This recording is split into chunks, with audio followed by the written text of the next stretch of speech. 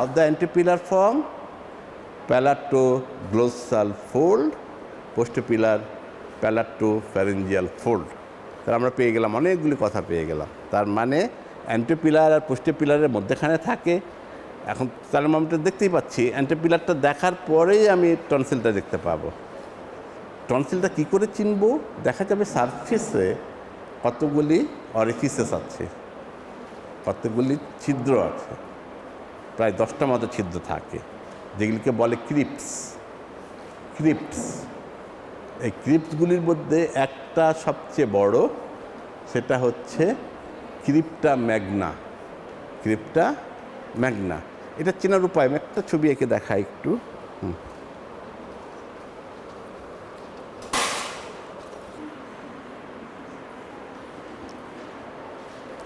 এটা যদি টনসিল হয়, তার মধ্যে একটা দেখো অনেক নিচে ঢুকে গেছে, এগুলিও কিন্তু ক্রিপ্টস, এগুলি সবগুলি ক্রিপ্টস। তার মধ্যে একটা যেটা ভিতরে ঢুকে গেছে সেটা হচ্ছে ক্রিপ্টা ম্যাগনা।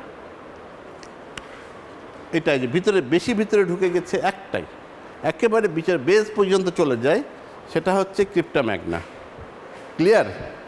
তাহলে আমরা টনসিল চিনতে পারলাম। টনসিল চেনার পরে এখন আমার কী কাজ? টনসিলটা চেনার পরে টনসিলের কন্ডিশনটা দেখব, whether it is enlarge or not. Enlarge আমরা কী করে বুঝবো? If the tonsil is crosses the anterior pillar level, then it is enlarge. If not, it is not enlarge. Not enlarge মানেই যে এটা টনসিলাইটিস হবে না তা কিন্তু নয়। এনলার্জ মানে টনসিলাইটিস ধরে নেব আমরা, কিন্তু যদি এনলার্জ না হয় তাহলেও কিন্তু টনসিলাইটিস হতেও পারে, সেটা অন্য কোশ্চেনে আসবো, সেটা পরে বলছি। আর কি, এখন আমাদের টনসিল দেখা হয়ে গেছে, যেটা এনলার্জ কিনা। টনসিলের কালারটা দেখবা, কনজেস্টেড কিনা, রেড কিনা। আর কি দেখবো? ওই যে সামনে যে ফোল্ডটা, সে ফোল্ডটা কী বলছিলাম? Anterior pillar. ওটা অ্যান্টেরিয়র পিলারটা কালারটা কি, কেমন কালার হওয়ার কথা? আমাদের যে ওরাল ক্যাভিটির যে মিউকসা, ওই মিউকসার কালারই হওয়ার কথা। কিন্তু এটা যদি চেঞ্জ হয়, পেল হতে পারে, রেড কনজেস্টেড হতে পারে, তো সেটা তো আমরা চিন্তা করবো। তাহলে আমরা এখানে অলরেডি 2টা কোশ্চেন পেলাম, 2টা উত্তর পেলাম। একটা পেলাম হচ্ছে tonsil is enlarge or not, আর একটা হচ্ছে colour of the anterior pillar, কালারটা কেমন। তাহলে 2টা পেলাম। থার্ড ওয়ানটা কি? আমি এখন প্যালপেট করব। প্যালপেট মানেই যে সবসময় ডিজিটাল প্যালপেশন করতে হবে তা না, প্যালপেট আমি ইনস্ট্রুমেন্ট দিয়েও করতে পারি। তো এক্ষেত্রে আমি প্যালপেট করব মেটালিক টাং ডিপ্রেসার দিয়ে। এখন সেটা প্যালপেট করতে গেলে আমাকে 2টা টাং ডিপ্রেসার লাগবে। যদি এখানে টাং ডিপ্রেসার 2টা না থাকে, তুমি এক্সামিনারকে বলবা যে আমি প্যালপেট করব, আমার আর একটা টাং ডিপ্রেসার দরকার। Be smart. ওখানে তুমি বলে দাও আমার লজ্জা লাগে স্যার, ওখানে আমি কেমনে বলবো একটা ইনস্ট্রুমেন্ট দেন, লজ্জা হইলে হবে না। সুতরাং বি স্মার্ট, নাই তুমি কী দিয়ে করবা? ঠিক আছে, এখন তোমাকে বললো একটা গরু দেওয়া হলো আর একটা ব্লেড দেওয়া হলো, যেটা কাট সম্ভব, তো সেক্ষেত্রে তোমাকে চাইতেই হবে যে আমাকে ইনস্ট্রুমেন্ট দেন, তাইলে না আমি এটা করতে পারবো, না হলে না। ঠিক একইভাবে এখানে আমি বাম হাত দিয়ে চাপ দিব, মানে চাপ কোথায় দিব? Pressure on anterior 2/3 of the tongue. আর আমি রাইট হ্যান্ড দিয়ে প্রেশার দিব কোথায়? টনসিলের উপরে প্রেশার দিব, টনসিলের উপরেও।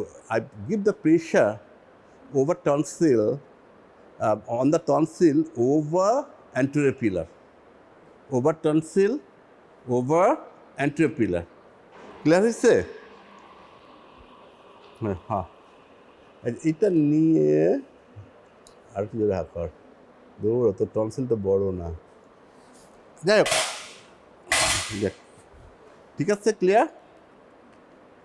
তাহলে আমি দেখলাম কি প্রেশার দিলে কি হবে? পাস মে কামস আউট, তুমি ভাইবই না যে বের হবেই, মে কামস আউট ফ্রম দ্য ক্রিপ্টস। এই ক্রিপ্টটা যে ক্রিপ্টা ম্যাগনাই হতে হবে, নট নেসেসারি, এই জন্য তোমরা ক্রিপ্টা ম্যাগনা এখানে বলবা না, এখানে বলবা ক্রিপ্টস থেকে। তাহলে pus comes out from the crypts on pressure, pressure বলে ছেড়ে যাও। তারপর জিজ্ঞেস করি যে প্রেশারটা কোথায় দিলা তোমরা বলবা on the tonsil over anterior pillar. এই প্রেশারটা দেওয়াতে ক্রিপস থেকে পাস এসছে। তাহলে 3টা পয়েন্ট পেলাম, 4টা পয়েন্ট আছে। আর একটা পয়েন্ট কি? আর একটা হচ্ছে আমাদের যে নেকের যে লিম্ফ নোড, সেই লিম্ফ নোডগুলি পরীক্ষা করতে হবে। ঠিক আছে, সে পরীক্ষা করতে হবে বলেই কাপড়টা আমাকে আর একটু নিচে নামাতে হবে। আর এই লিম্ফ নোড পরীক্ষার ইম্পর্টেন্ট যেটা হচ্ছে, অনেক সময় আমরা করতে দিও না। যদি তোমরা আগে উঠে পিছনে চলে যাও, তার মানে আমরা ধরে নেব যে তুমি প্রসিডিওরটা জানো। আর কেউ যদি সামনের থেকে দেখার চেষ্টা করো, তার কিন্তু চরম বিপদ হবে। আমি আগে বলে দিচ্ছি, lymph node never try to see from front, you must go behind. এক্ষেত্রে আমরা তাকায়ও নাই, ম্যাক্সিমাম এক্সামিনার দেখেই না যে সে কোথায় কীভাবে বি করতেছে, কি সাবমেন্টাল নাকি সাবমেন্ডিবুলার নাকি অ্যান্টিরিয়র ট্রায়াঙ্গেল না পোস্টিরিয়র ট্রায়াঙ্গেল, দেখেই না। আর পিছনে গেলেই ধরে নেয় যে তুমি প্রসিডিওরটা জানো। কারণ এই তোমাদের যে এক্সামিনেশন অফ দ্য নেক, এটা 3rd ইয়ার থেকেই দেখানো হয়। এর জন্য আমি ম্যাক্সিমামই দেখছি এই ভুলটা হয় না। ভুল কোথায় করে? ওইখানে তাড়াহুড়া করতে গিয়ে ও সামনে থেকে দেখার চেষ্টা করে। এখানে কোনো সুযোগ নাই, লিম্ফ নোড দেখার সুযোগ সামনের থেকে কোনো সুযোগ নাই। You must go behind the patient. এখন পেশেন্ট অনেক সময় দেয়ালের কাছে থাকে, আর দেয়ালে তুমি তো পিছনে যেতে পারছো না। তো এটাই হচ্ছে চালাকি, স্মার্টনেস। কী করে? পেশেন্টকে ওখানে আটকে আছে ইয়েতে, দেয়ালে, ওকে উঠায় এই টুলে বসায়। তাহলে তো এক্সামিনার বুঝলো যে ওকে আবার এখানে পজিশান করলো সে। আমার মনে হয় ক্লিয়ার হচ্ছে। আচ্ছা, আর কি বাকি থাকছে? আর একটা বাকি হচ্ছে, এটা এখনও কিন্তু কমপ্লিট হয়নি আমার এক্সামিনেশন। আর একটা বাকি হলো ইনডাইরেক্ট ল্যারিঙ্গোস্কোপ। ইনডাইরেক্ট ল্যারিঙ্গোস্কোপ কি দিয়ে? মিরর আনিস নাই? বুঝছো, একটা মিরর কতদিন একটা দেখাইছিলাম, এটার নাম কি? Laryngeal mirror. কি করব? Indirect laryngoscope. কি দেখার জন্য? আমার মাথায় কী দেখার প্ল্যান থাকবে?